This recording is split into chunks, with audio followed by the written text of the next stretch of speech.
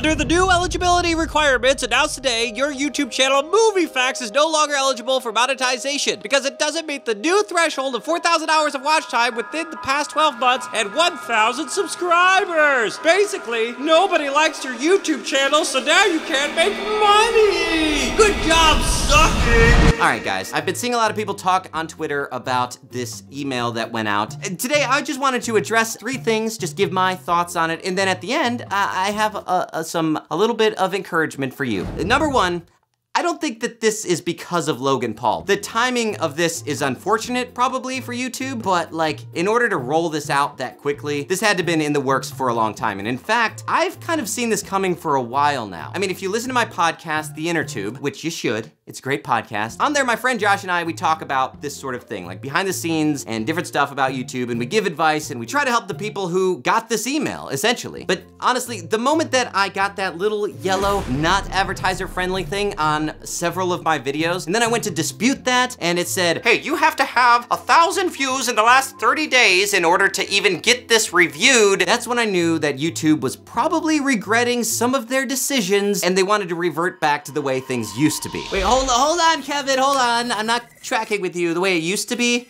What do you mean?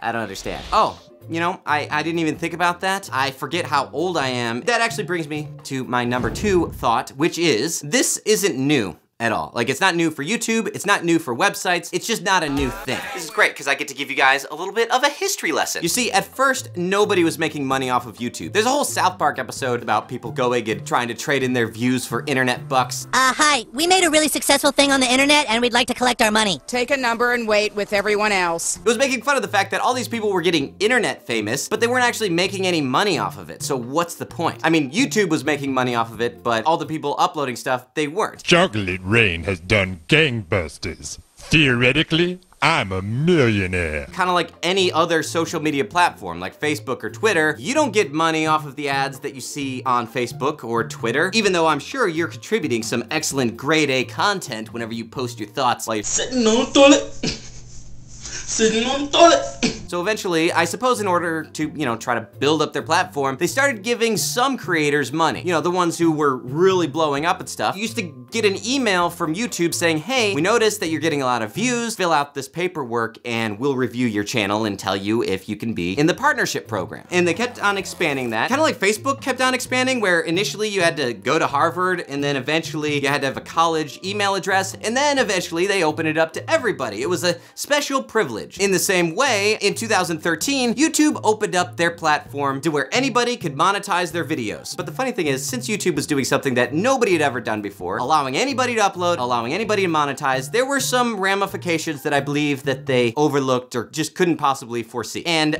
over the past year, I think we're seeing a lot of them trying to deal with a lot of those unforeseen ramifications in a lot of different ways. So at some point, YouTube decided that the money that they were spending to leave the door wide open for anybody to put ads on their video wasn't worth the risk of losing all of their ads. Kind of like Walmart and Amazon getting rid of the Confederate flag, even though they'll still sell a hammer and sickle flag. Sure, I guess it sucks for the Confederate flag manufacturer, but nobody's obligated to just buy things. Hey, you have to buy those Confederate flags, Walmart, even though if you do, you're gonna lose a bunch of customers. So it's a balancing act. But that brings me to number 3. This isn't going to be forever. I have no idea what YouTube's future plans are. I'm not saying that they're gonna reopen the door so that everybody can monetize. But what I am saying is, it's not gonna be forever.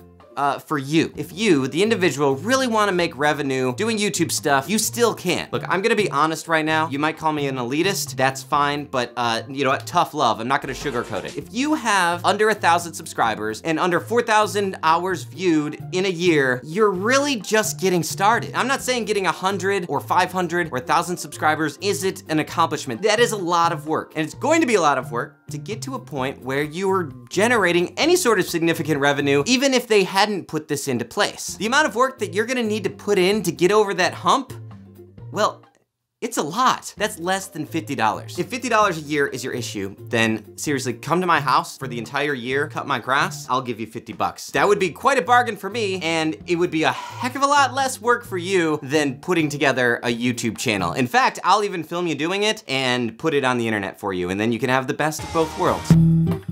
big shout out to a bunch of the people who help out my channel. Brendan Neely, John Duffy at youtube.com/nextlevelstuff, Mattel's Vlog, which is linked in the description below, The Religious Nut and Hellbound Sitter podcast, Amanda Stewart, and Tyler Minix. That's all I've got to say for today. Thank you so much, everybody, and I will talk to you all soon.